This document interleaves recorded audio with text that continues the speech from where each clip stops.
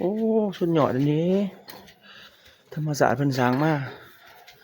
ธรรมศาสตร์เด้อพี่น้องเด้อโอ้ยเป็นบุญเป็นคุณอยู่ดีไม่แห้ง